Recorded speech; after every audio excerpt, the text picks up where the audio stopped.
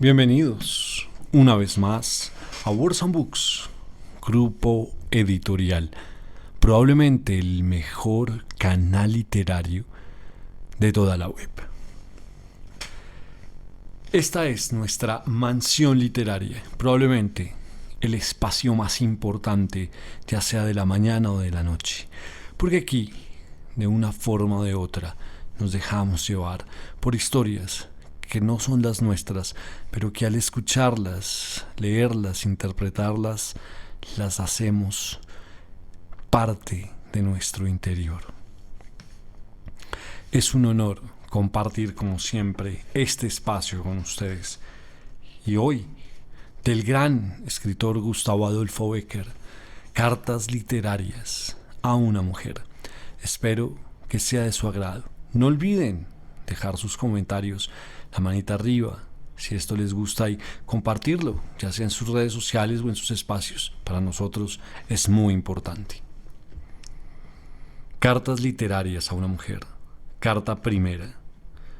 En una ocasión me preguntaste, ¿qué es la poesía? ¿Te acuerdas?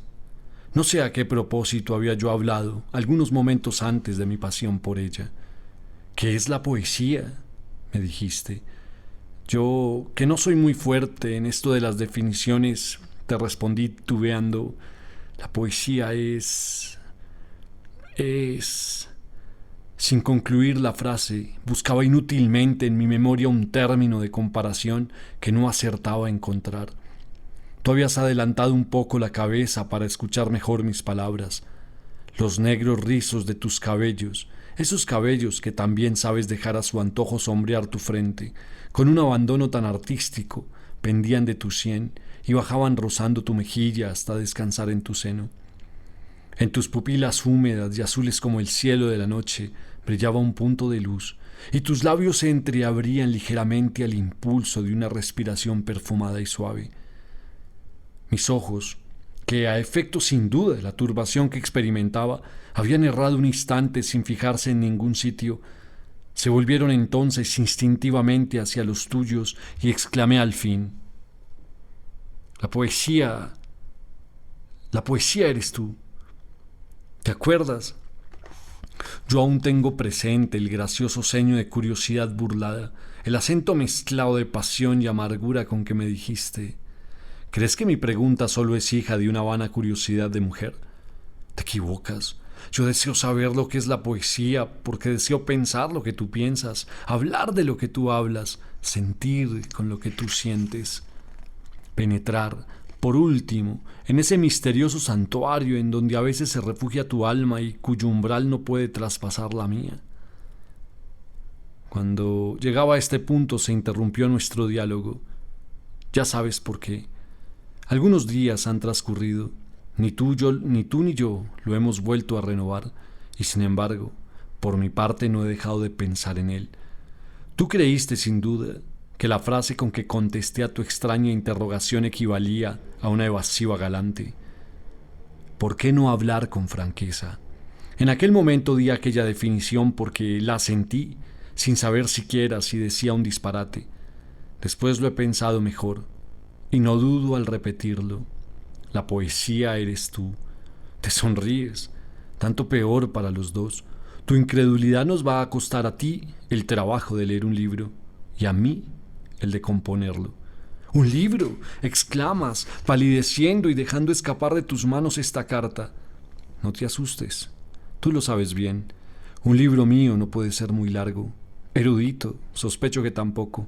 Insulso, tal vez. Mas para ti escribiéndolo yo, presumo que no lo será, y para ti lo escribo. Sobre la poesía no ha dicho nada casi ningún poeta, pero, en cambio, hay bastante papel emborronado por muchos que no lo son. El que la siente se apodera de una idea, la envuelve en una forma, la arroja en el estudio del saber, y pasa. Los críticos se lanzan entonces sobre esa forma, la examinan, la disecan y creen haberla entendido cuando han hecho su análisis.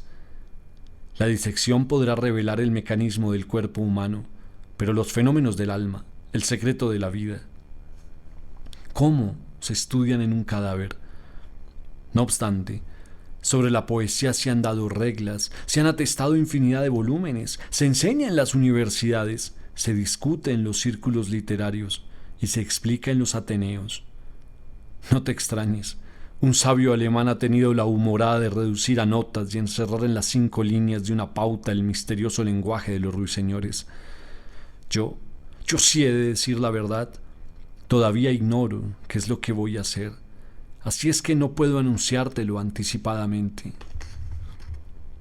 Solo te diré, para tranquilizarte, que no te inundaré en ese diluvio de términos que pudiéramos llamar facultativos, ni te citaré autores que no conozco, ni sentencias en idiomas que ninguno de los dos entendemos. Antes de ahora, te lo he dicho, yo nada sé, he estudiado, he leído un poco, he sentido bastante y he pensado mucho, aunque no acertaría a decir si bien o mal. Como solo de lo que he sentido y he pensado he de hablarte, te bastará sentir y pensar para comprenderme. Herejías históricas, filosóficas y literarias, presiento que voy a decirte muchas. No importa, yo no pretendo enseñar a nadie, ni erigirme en autoridad, ni hacer que mi libro se declare de texto. Quiero hablarte un poco de literatura, siquiera no sea más que por satisfacer un capricho tuyo. Quiero decirte lo que sé de una manera intuitiva, comunicarte mi opinión y tener al menos el gusto de saber que, si nos equivocamos los dos, lo cual, dicho sea de paso, para nosotros equivale a acertar. La poesía eres tú, te he dicho, porque la poesía es el sentimiento y el sentimiento es la mujer. La poesía eres tú porque esa vaga aspiración a lo bello que la caracteriza y que es una facultad de la inteligencia en el hombre, en ti pudiera decirse que es un instinto. La poesía eres tú porque el sentimiento, que en nosotros es un fenómeno accidental y pasa como una ráfaga de aire, se halla tan íntimamente unido a tu organización especial que constituye una parte de ti misma. Últimamente la poesía eres tú, porque tú eres el foco de donde parten sus rayos. El genio verdadero tiene algunos atributos extraordinarios que Balzac llama femeninos y que efectivamente lo son. En la escala de la inteligencia del poeta hay notas que pertenecen a la de la mujer, y estas son las que expresan la ternura, la pasión y el sentimiento. Yo no sé por qué los poetas y las mujeres no se entienden mejor entre sí. Su manera de sentir tiene tantos puntos de contacto. Quizá por eso. Pero dejemos digresiones y volvamos al asunto. Decíamos, sí, hablábamos de la poesía. La poesía es en el hombre una cualidad puramente del espíritu, reside en su alma, vive con la vida incorpórea de la idea y para revelarla necesita darle una forma, por eso la escribe.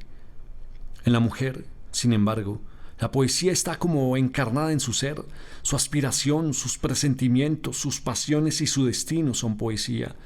Vive, respira, se mueve en una indefinible atmósfera de idealismo que se desprende de ella, como un fluido luminoso y magnético. Es, en una palabra, el verbo poético hecho carne. Sin embargo, a la mujer se le acusa vulgarmente de prosaísmo. No es extraño. En la mujer es poesía casi todo lo que piensa, pero muy poco de lo que habla. La razón yo la adivino, y tú la sabes. Quizá cuanto te he dicho lo habrás encontrado confuso y vago. Tampoco debe maravillarte. La poesía es al saber de la humanidad lo que el amor a las otras pasiones. El amor es un misterio. Todo en él son fenómenos, a cual más inexplicable.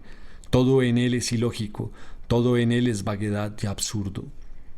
La ambición, la envidia, la avaricia, todas las demás pasiones tienen su explicación y aún su objeto, menos la que fecundiza el sentimiento y lo alimenta. Yo, sin embargo, la comprendo por medio de una revelación intensa, confusa e inexplicable. Deja esta carta, cierra tus ojos al mundo exterior que te rodea, vuélvelos a tu alma, presta atención a los confusos rumores que se elevan de ella, y acaso la comprenderás como yo. Carta 2.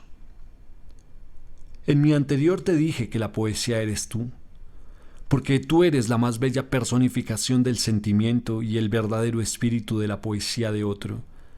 A propósito de esto, La palabra amor se deslizó de mi pluma en uno de los párrafos de mi carta. De aquel párrafo hice el último, nada más natural. Voy a decirte el porqué. Existe una preocupación bastante generalizada, aún entre las personas que se dedican a dar formas a lo que piensan, que a mi modo de ver es, sin parecerlo, una de las mayores.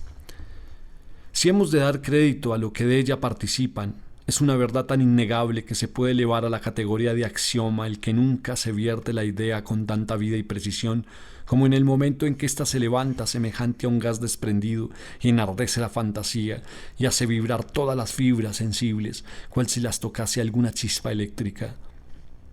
Yo no niego que suceda así, yo no niego nada, pero por lo que a mí toca, puedo asegurarte que cuando siento, no escribo.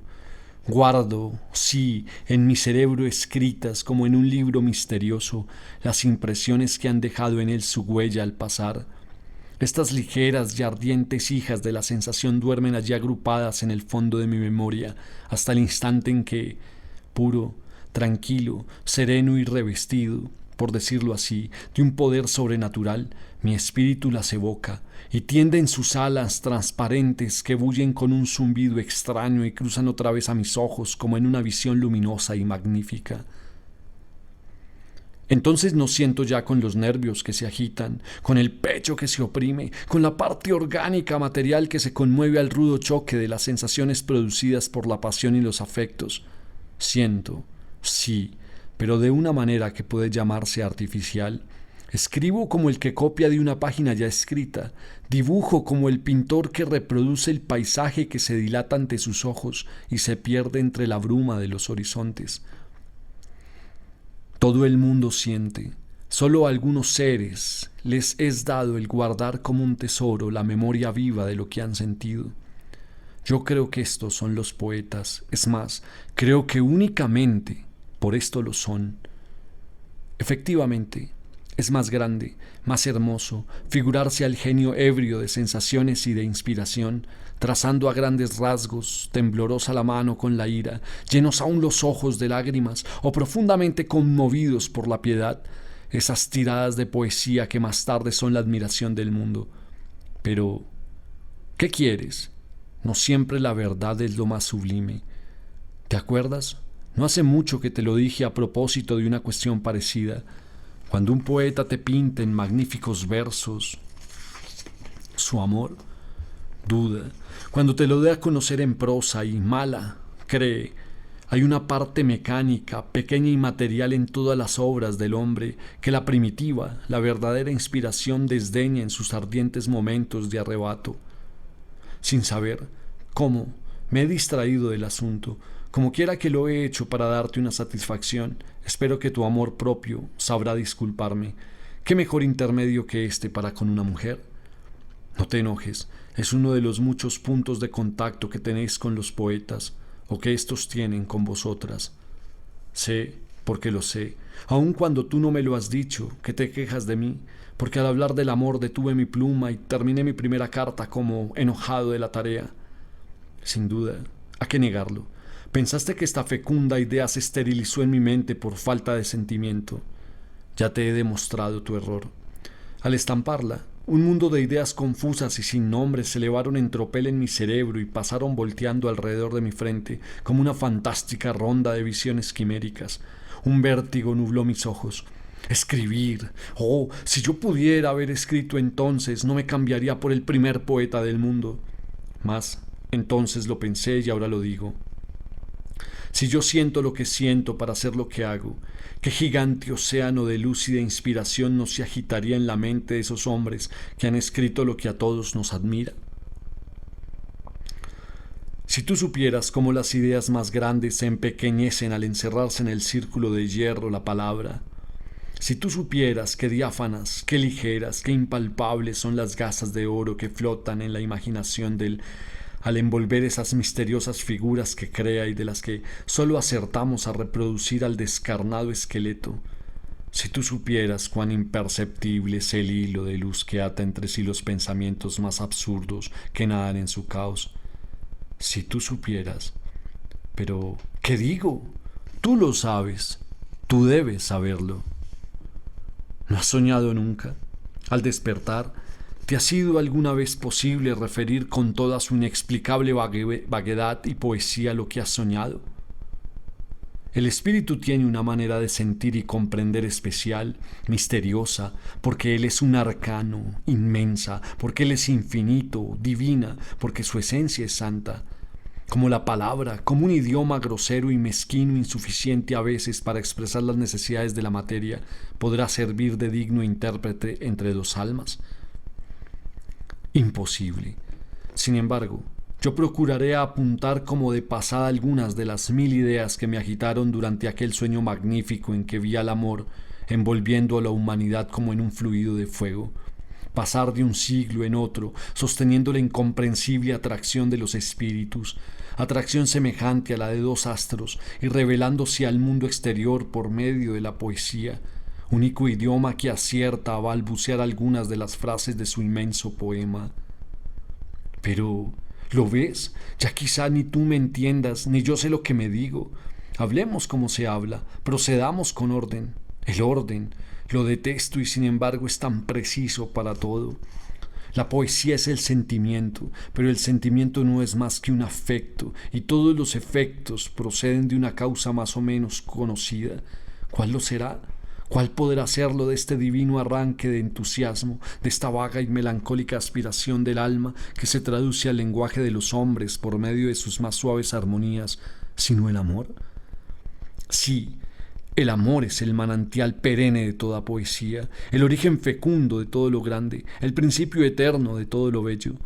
Y digo el amor porque la religión, nuestra religión sobre todo, es un amor también, es el amor más puro, más hermoso, el único infinito que se conoce, y sólo a estos dos astros de la inteligencia puede volverse el hombre cuando desea luz que alumbre en su camino, inspiración que fecundice su vena estéril y fatigada. El amor es la causa del sentimiento, pero ¿qué es el amor? Ya lo ves, el espacio me falta, el asunto es grande, y te sonríes. ¿Crees que voy a darte una excusa fútil para interrumpir mi carta en este sitio? No, ya no recurriré a los fenómenos del mío para disculparme de no hablar del amor. Te lo confesaré ingenuamente. Tengo miedo. Algunos días, solo algunos, y te lo juro, te hablaré del amor, a riesgo de escribir 1.000.000 de disparates. ¿Por qué tiemblas? Dirás sin duda. ¿No hablan de él a cada paso gentes que aún ni aún lo conocen? ¿Por qué no has de hablar tú que dices que lo sientes? Ay, ¿acaso por lo mismo que ignoran lo que es, se atreven a definirlo? Vuelves a sonreírte. Créeme, la vida está llena de estos absurdos. Carta 3. ¿Qué es el amor? A pesar del tiempo transcurrido, creo que debes acordarte de lo que te voy a referir. La fecha en que aconteció, aunque no la consigne la historia, será siempre una fecha memorable para nosotros. Nuestro conocimiento solo databa de algunos meses. Era verano y nos hallábamos en Cádiz. El rigor de la estación no nos permitía pasear sino al amanecer o durante la noche. Un día, digo mal, no era día aún, la dudosa claridad del crepúsculo de la mañana tenía de un vago azul el cielo. La luna se desvanecía en el ocaso, envuelta en una bruma violada y lejos. Muy lejos en la distancia lotananza del mar, las nubes se coloraban de amarillo y rojo, cuando la brisa precursora de la luz, levantándose del océano, fresca e impregnada en el marino perfume de las olas, acarició al pasar nuestras frentes. La naturaleza comenzaba entonces a salir de su letargo con un sordo murmullo. Todo a nuestro alrededor estaba en suspenso y como aguardando una señal misteriosa para prorrumpir en el gigante himno de la alegría de la creación que despierta. Nosotros, desde lo alto de la fortísima muralla que ciñe y defiende la ciudad, y a cuyos pies se rompen las olas con un gemido, contemplábamos con avidez el solemne espectáculo que se ofrecía a nuestros ojos. Los dos guardábamos un silencio profundo, y no obstante, los dos pensábamos una misma cosa. Tú formulaste mi pensamiento al decirme, ¿qué es el sol? En aquel momento el astro, cayó disco, comenzaba a chepear en el límite del horizonte. Rompió el seno de los mares. Sus rayos se tendieron rapidísimos sobre su inmensa llanura. El cielo, las aguas y la tierra se inundaron de claridad, y todo resplandeció como si un océano de luz se hubiese volcado sobre el mundo. En las crestas de las olas, en los ribetes de las nubes, en los muros de la ciudad, en el vapor de la mañana, sobre nuestras cabezas, a nuestros pies, en todas partes, ardía la pura lumbre del astro y flotaba una atmósfera luminosa y transparente en la que nadaban encendidos los átomos del aire. Tus palabras resonaban aún en mi oído. ¿Qué es el sol?, me habías preguntado. Eso, respondí señalándote su disco, que volteaba oscuro y franjado de fuego en mitad de aquella diáfana atmósfera de oro. Y tu pupila y tu alma se llenaron de luz, y en la indescriptible expresión de tu rostro conocí que lo habías comprendido. Yo ignoraba la definición científica con que pude responder a tu pregunta, pero, de todos modos, en aquel instante solemne estoy seguro de que no te hubieras satisfecho. Definiciones. Sobre nada se han dado tantas como sobre las cosas indefinibles. La razón es muy sencilla. Ninguna de ellas satisface, ninguna es exacta, por lo que cada cual se cree con derecho para formular la suya. ¿Qué es el amor? Con esa frase concluí mi carta de ayer, y con ella he comenzado la de hoy. Nada me sería más fácil que resolver, con el apoyo de una autoridad, esta cuestión que yo mismo me propuse al decirte que es la fuente del sentimiento. Llenos están los libros de definiciones sobre este punto. Las hay en griego y en árabe, en chino y en latín, en copto y en ruso. ¿Qué sé yo? En todas las lenguas muertas o vivas, sabias o ignorantes que se conocen. Yo he leído algunas y me he hecho traducir otras. Después de conocerlas casi todas, he puesto la mano sobre mi corazón, he consultado mis sentimientos y no he podido menos de repetir como Hamlet, palabras, palabras, palabras. Por eso he creído más oportuno recordarte una escena pasada que tiene alguna analogía con nuestra situación presente y decirte ahora como entonces: ¿quieres saber lo que es el amor?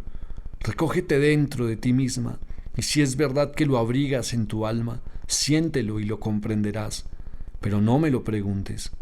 Yo solo te podré decir que Él es la suprema ley del universo, ley misteriosa por la que todo se gobierna y rige, desde el átomo inanimado hasta la criatura racional, que de Él parte y a Él convergen como un centro de irresistible atracción todas nuestras ideas y acciones, que ésta, aunque oculto en el fondo de toda cosa y efecto de una primera causa, Dios es, a su vez, origen de esos 1000 pensamientos desconocidos, que todos ellos son poesía verdadera y espontánea que la mujer no sabe formular, pero que siente y comprende mejor que nosotros. Sí, ¿qué poesía es y no otra cosa? Esa aspiración melancólica y vaga que agita tu espíritu con el deseo de una perfección imposible. Poesía, esas lágrimas involuntarias que tiemblan un instante en tus párpados, se desprenden en silencio, ruedan y se evaporan como un perfume. Poesía, el gozo improvisto que ilumina tus facciones con una sonrisa suave y cuya oculta causa ignoras dónde está. Poesía son, por último, todos esos fenómenos inexplicables que modifican el alma de la mujer cuando despierta al sentimiento y a la pasión. Dulces palabras que brotáis del corazón, asomáis al labio y morís sin resonar apenas, mientras que el rubor enciende las mejillas. Murmullos extraños de la noche que imitáis los pasos del amante que se espera, gemidos del viento que fingís una voz querida que nos llama entre las sombras, imágenes confusas que pasáis cantando una canción sin ritmo ni palabras, que sólo percibe y entiende el espíritu. Febriles exaltaciones de la pasión que dais colores y forma a las ideas más abstractas, presentimientos incomprensibles que ilumináis como un relámpago nuestro porvenir. Espacios sin límites que os abrís ante los ojos del alma, ávida de inmensidad, y la arrastráis a vuestro seno y la sacáis de infinito. Sonrisas, lágrimas, suspiros y deseos que formáis el misterioso cortejo del amor. Vosotros sois la poesía, la verdadera poesía que puede encontrar un eco, producir una sensación o despertar una idea.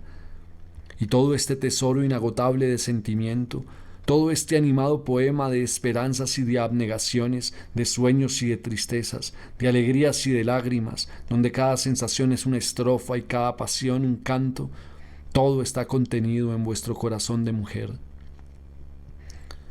Un escritor francés ha dicho, juzgando a un músico ya célebre, el autor de Tannhäuser es un hombre de talento que hace todo lo posible por disimularlo, pero que a veces no lo puede conseguir y, a su pesar, lo demuestra. Respecto a la poesía de vuestras almas puede decirse lo mismo. Pero, ¿qué? ¿Frunces el ceño y arrojas la carta? Bah, no te incomodes. Sabes de una vez y para siempre que, tal como os manifestáis, yo creo, y conmigo lo creen todos, que las mujeres son la poesía del mundo.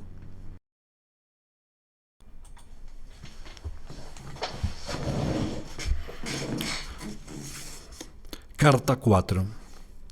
El amor es poesía, la religión es amor. Dos cosas semejantes a una tercera son iguales entre sí. He aquí un axioma que debía ahorrarme el trabajo de escribir una nueva carta. Sin embargo, yo mismo conozco que esta conclusión matemática, que en efecto lo parece, así puede ser una verdad como un sofisma. La lógica sabe fraguar razonamientos inatacables que a pesar de todo no convencen. Con tanta facilidad se sacan deducciones precisas de una base falsa. En cambio, la convicción íntima suele persuadir, aunque en el método del raciocinio reine el mayor desorden. Tan irresistible es el acento de la fe, la religión es amor, y porque es amor es poesía. He aquí el tema que me he propuesto desenvolver hoy. Al tratar un asunto tan grande en tan corto espacio y con tan escasa ciencia como la que yo dispongo, solo me anima una esperanza. Si para persuadir basta creer, yo siento lo que escribo. Hace ya mucho tiempo yo no te conocía, y con esto excuso al decir que aún no había amado. Sentí en mi interior un fenómeno inexplicable. Sentí, no diré un vacío, porque sobre ser vulgar no es esta la frase propia. Sentí en mi alma y en todo mi ser como una plenitud de vida, como un desbordamiento de actividad moral que, no encontrando objeto en que emplearse, se elevaba en forma de ensueños y fantasías en los cuales buscaba en vano la expansión, estando como estaban dentro de mí mismo. Tapa y coloca al fuego un vaso con un líquido cualquiera. El vapor, con un ronco hervidero, se desprende del fondo y sube, y pugna por salir, y vuelve a caer deshecho en menudas gotas, torna a elevarse y torna a deshacerse, hasta que, al cabo, estalla comprimido y quiebra la cárcel que le detiene. Este es el secreto de la muerte prematura y misteriosa de algunas mujeres y de algunos poetas, arpas que se rompen sin que nadie haya arrancado una melodía de sus cuerdas de oro. Esta era la verdad de la situación de mi espíritu cuando aconteció lo que voy a referirte. Estaba en Toledo, la ciudad sombría y melancólica por excelencia. Allí cada lugar recuerda una historia, cada piedra un siglo, cada monumento una civilización.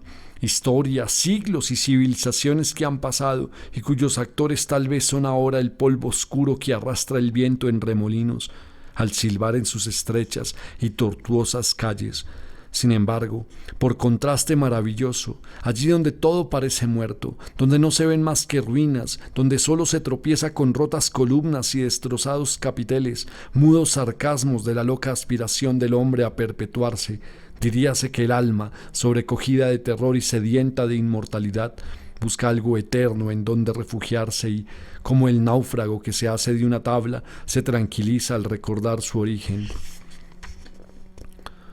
Un día entré en el antiguo convento de San Juan de los Reyes, me senté en una de las piedras de su ruinoso claustro y me puse a dibujar. El cuadro que se ofrecía a mis ojos era magnífico, largas hileras de pilares que sustentan una bóveda cruzada de mil y mil crestones caprichosos, anchas ojivas caladas como las encajes de un rostrillo, ricos dóseles de granito con caireles de hiedra que suben por entre los labores, como afrentando a las naturales, ligeras creaciones del cincel que parecían de agitarse al soplo del viento, estatuas vestidas de luengos paños que flotan como el andar, caprichos fantásticos, gnomos, Hipógrifos, dragones y reptiles sin número, que ya asoman por cima de un capitel, ya corren por las cornisas, se enroscan en las guirnaldas de trébol, galerías que se prolongan y que se pierden, árboles que inclinan sus ramas sobre una fuente, flores risueñas, pájaros bulliciosos formando contraste con las tristes ruinas y las calladas naves. Y por último, el cielo, un pedazo de cielo azul que se ve más allá de las crestas de pizarra, de los miradores a través de los calados de un rosetón. En tu álbum tienes mi dibujo, una reproducción pálida e imperfecta, ligerísima de aquel lugar, pero que, no obstante, puede darte una idea de su melancólica hermosura. No ensayaré, pues, describiéndotela con palabras inútiles tantas veces. Sentado, como te dije, en una de las rotas piedras, trabajé en él toda la mañana, torné a emprender mi tarea a la tarde y permanecí absorto en mi ocupación hasta que comenzó a faltar la luz. Entonces, dejando a un lado el lápiz y la cartera, tendí una mirada por el fondo de las solitarias galerías y me abandoné a mis pensamientos. El sol había desaparecido. Solo turbaba en el alto silencio de aquellas ruinas el monótono rumor del agua de aquella fuente, el trémulo murmullo del viento que suspiraba entre los claustros y el temeroso y confuso rumor de las hojas de los árboles que parecían hablar entre sí en voz baja. Mis deseos comenzaron a hervir y a levantarse en vapor de fantasías. Busqué a mi lado a una mujer, a una persona a quien comunicar mis sensaciones. Estaba solo. Entonces me acordé de esta verdad que había leído en no sé qué autor. La soledad es muy hermosa cuando se tiene junto a sí a alguien a quien decírselo. No había aún concluido de repetir esta frase célebre cuando me pareció ver levantarse a mi lado y de entre las sombras una figura ideal, cubierta con una túnica flotante y ceñida a la frente de una aureola. Era una de las estatuas del claustro derruido, una escultura que, arrancada de un pedestal y arrimada al muro en que me había recostado, yacía allí, cubierta de polvo y medio escondida entre el follaje, junto a la rota losa de un sepulcro y el capitel de una columna. Más allá, a lo lejos, y veladas por las penumbras y la oscuridad de las extensas bóvedas, se distinguían confusamente algunas otras imágenes. Vírgenes con sus palmas y sus nimbos, monjes con sus báculos y sus capuchas, eremitas con sus libros y sus cruces, mártires con sus emblemas y sus aureolas. Toda una generación de granito, silenciosa e inmóvil, pero en cuyos rostros había grabado el cincel la huella del ascetismo y una expresión de beatitud y serenidad inefables. «He aquí», exclamé, «un mundo de piedra». Fantasmas inanimados de otros seres que han existido y cuya memoria legó a las épocas venideras un siglo de entusiasmo y de fe. Vírgenes solitarias, austeros cenobitas, mártires esforzados que, como yo, vivieron sin amores ni placeres, que, como yo, arrastraron una existencia oscura y miserable, solos con sus pensamientos y el ardiente corazón inerte bajo el sayal como un cadáver en su sepulcro. Volví a fijarme en aquellas facciones angulosas y expresivas. Volví a examinar aquellas figuras secas, altas, espirituales y serenas, y proseguí diciendo: ¿es posible que hayáis vivido sin pasiones ni temor, ni esperanzas ni deseos? ¿Quién ha recogido las emanaciones de amor que, como un aroma, se desprenderán de vuestras almas? ¿Quién ha saciado la sed de ternura que abrazaría vuestros pechos en la juventud? ¿Qué espacios ni límites se abrieron a los ojos de vuestros espíritus, ávidos de inmensidad, al despertarse el sentimiento?